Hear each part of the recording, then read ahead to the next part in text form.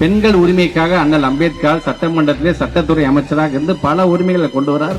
அதுல ஒரு உரிமை தான் பெண்களுக்கு சொத்தில் சம உரிமை என்று அவர் கொண்டு வருகிறார். அது கொண்டு வரும்போது உடனே அதை பாஸ் பண்ணிட்டாங்கன்னு நினைக்கிறீங்களா? அங்க ஓட்டு எடுப்பு நடந்து அங்கே அது தோல்விக்கு அடைந்தது. அதான் சொன்னாங்க, அது தோல்வி அடைந்தது என்று சொன்னால் அண்ணல் அம்பேத்கர் வெளியில வந்துட்டு சொல்றார், பெண்கள் உரிமைகளுக்காக நான் கொண்டு வந்த சட்டம் இன்றைக்கு இந்த நாடாளுமன்றத்திலே தோல்வி அடைந்திருக்கின்றது ஓட்டெடுப்பின் மூலமாக.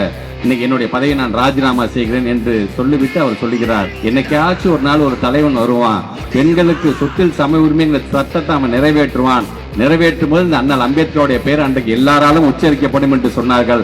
அன்னைக்கு 1989 அந்த தலைவன் தான் முத்தமிழர் கலைஞர் என்பதை நீங்களாம் மறந்திருக்க கூடாது.